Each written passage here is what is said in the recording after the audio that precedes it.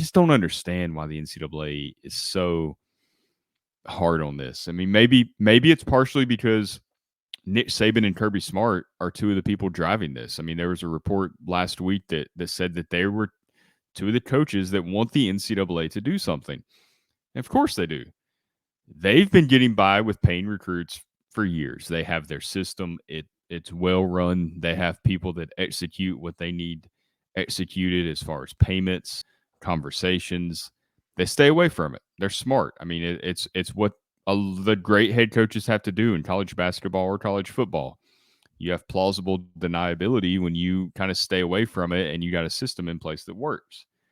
Tennessee's doing this kind of out in the open, and they're pretty much bragging about it so that kids know, hey, you know, I can go there and make some money, and it helps them in recruiting. Like, I understand why Tennessee's done it this way.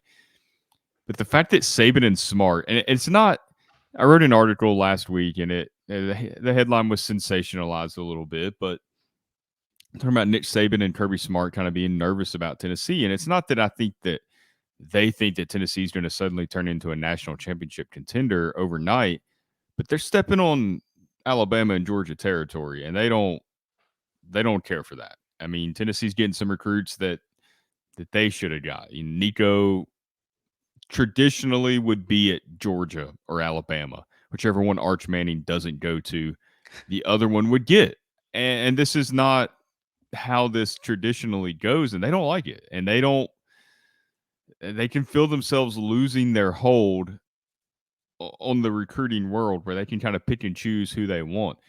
It's not that it suddenly makes Tennessee this huge threat to Alabama, but it does kind of make them, I think, a little uneasy. Like, hey, where does this lead? Where does this go from here? What's next? Is Tennessee going to buy the top 10 players in the class somehow? Like, what is happening here? They want to put an end to it. And then NCAA is complicit in their wishes, which should be very frustrating for fans of any school not named Alabama or Georgia. And really, even if you're a fan of those schools, it should be frustrating because you should want players to get what they want legally, and it shouldn't have to be a secret at all.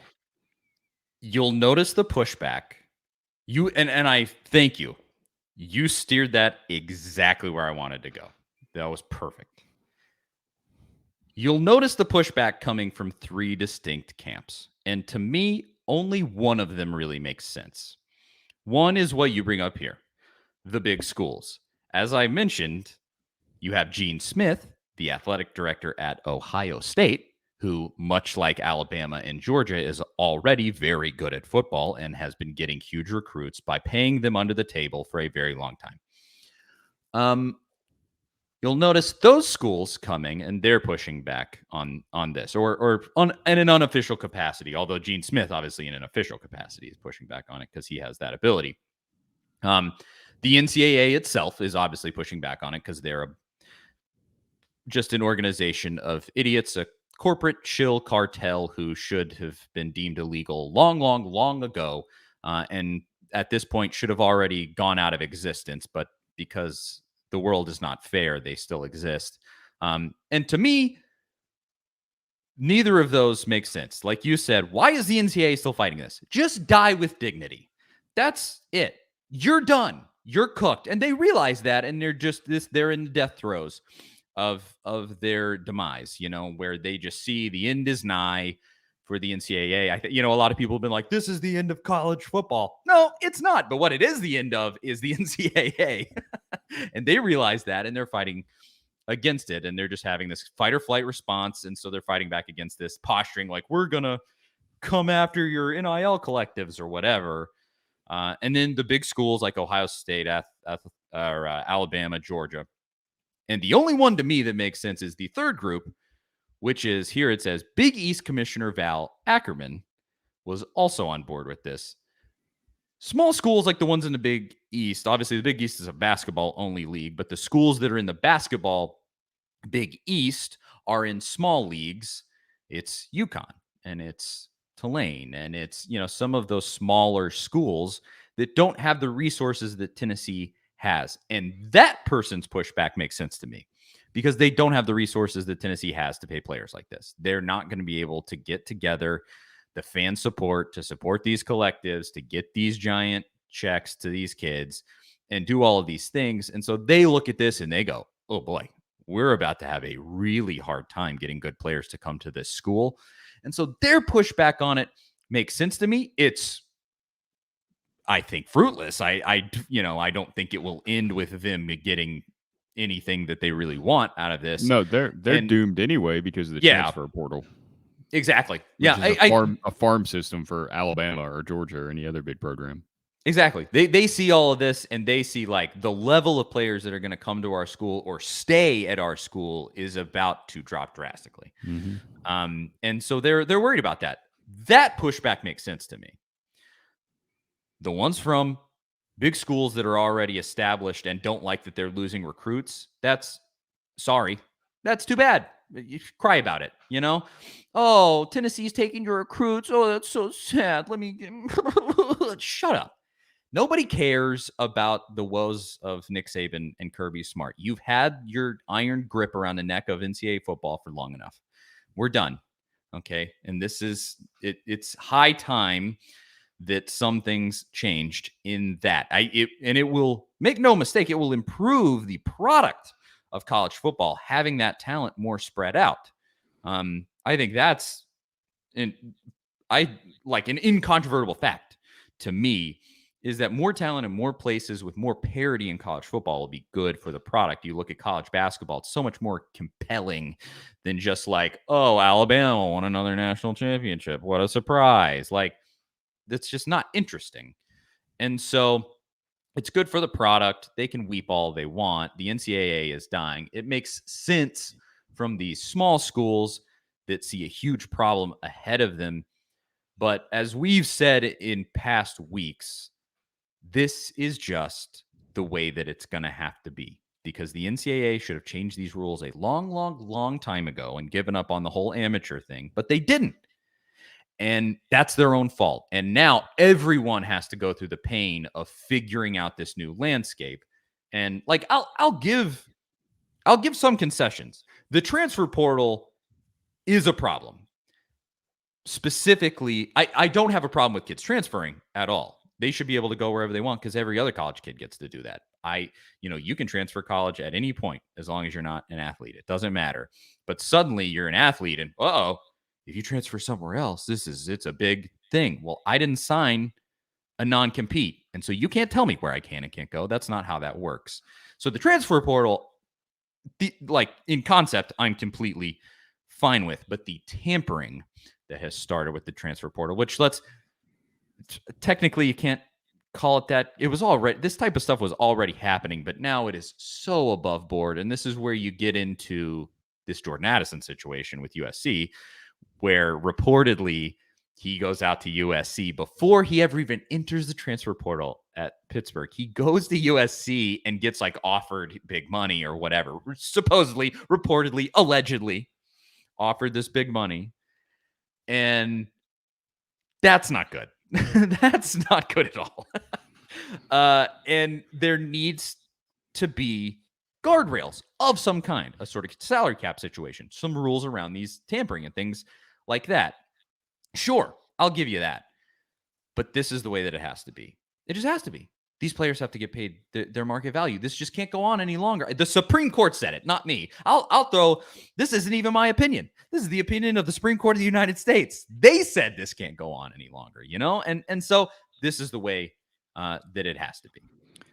I think there's a way that Alabama and Georgia could turn this into an advantage. And so that's what I don't understand, why they're complaining so much. Because look, if you took an average 5-star wide receiver and he's got offers from Alabama, Tennessee, Texas, I don't know, just 5 random schools. He has 5 scholarship offers and he has a check for $5 million from each of them if he goes there. Like all the NIL money's the same. The kid's probably choosing Alabama, right? Like they're still the cream of the crop in college football. That's still where recruits want to go if they want to go to the NFL. I don't blame them. I mean, you look at the draft, and most of the players drafted are Alabama, Georgia. I mean, those programs, like, they're going to probably get. There's a better chance of them getting to the NFL historically. So Alabama and Georgia could take this and pretty much do away with scholarship limits. They're limited to how many great players they can sign right now. And Nick Saban's tried to get away with that for years by oversigning players and then basically telling players on scholarship. He kind of weeds out the ones that didn't work out and they go elsewhere. I mean, that's like Saban's strategy for a long time. So he's not above utilizing ways to kind of manipulate the roster to meet the talent that Alabama adds. I mean, that to me, that is another concern where it's like, okay, all of this stuff's good, but we've got to find out ways to regulate this. And the NCAA clearly doesn't need to be doing it.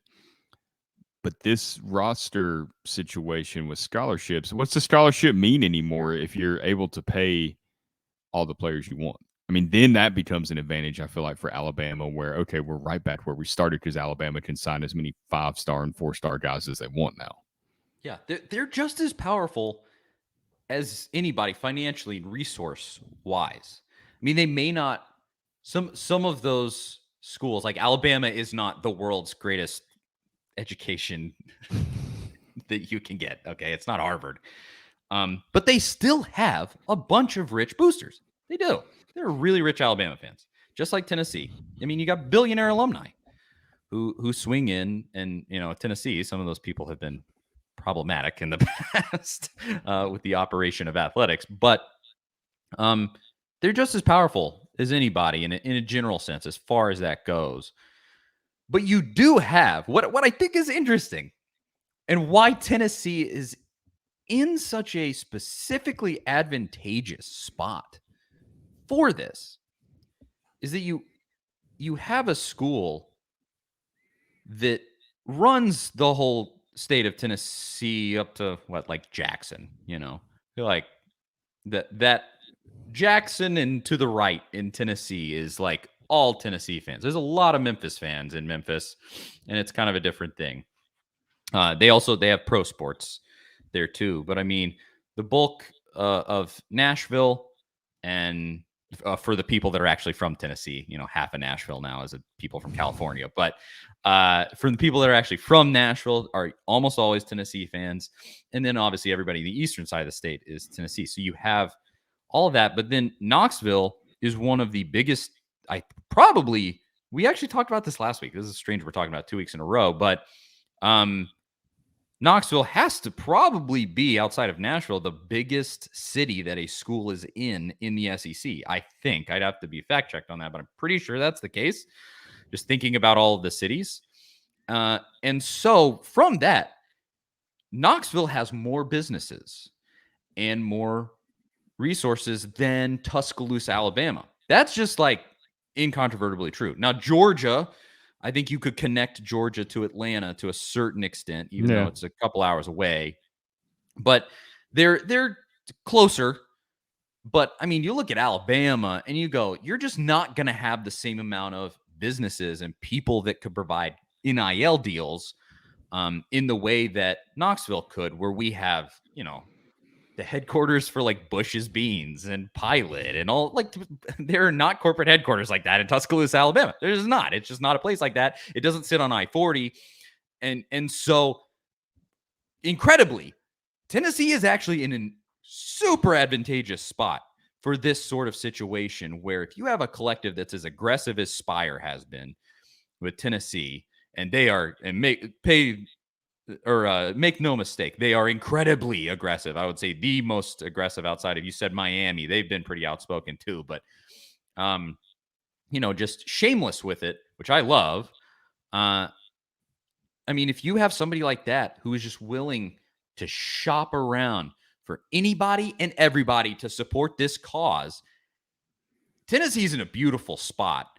And I think, I don't know if this is a factor, but I wonder if Saban looks around and he goes like, I can only provide so many NIL deals from so many businesses in Tuscaloosa, Alabama. It's just not a big city. It's what's in Tuscaloosa is the University of Alabama, if you've ever been. That's the whole thing. I'm sure it's the biggest employer in town, and that's what most people, if you live in that area, care about and do. And so I don't know. I mean, of course, I also look like you could probably pull from Birmingham if you're like most people in Birmingham are Alabama fans, right? I don't know. I wonder if that's a factor. That it's just one element of this that's run through my mind. But I think there's a lot that could weigh into it. And I guess I say all of that to say, like, yeah, I agree with you. That may be a factor. What I just said may be a factor. But at the end of the day, the resources are still really similar. So I don't know why he doesn't just look and go, like, why don't I just also embrace this and I'll just do it better than Tennessee, unless he thinks he can't do it better. Well, That's the only reason I say that. I don't know if it's that he doesn't think he can do it better.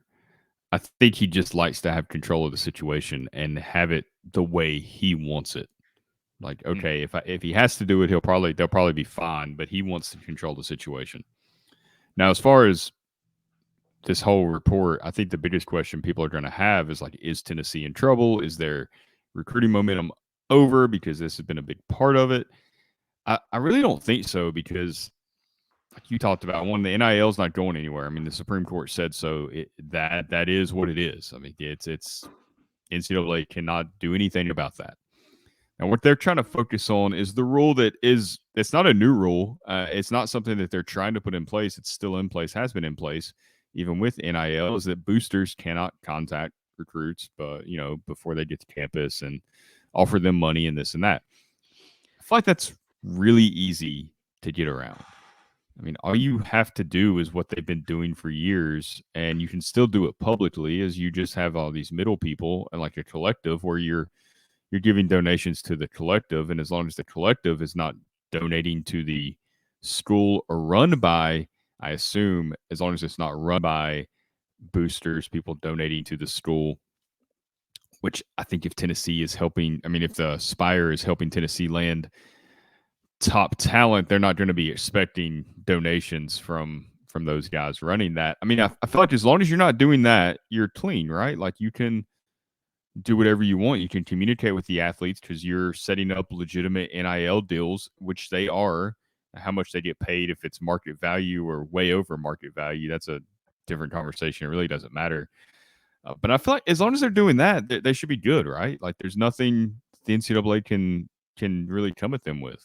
So again, you steered this perfectly in the direction that I wanted to go. This was really going to be my next point. This is a quote from that Athletic article from, I believe, Ackerman from the Big East.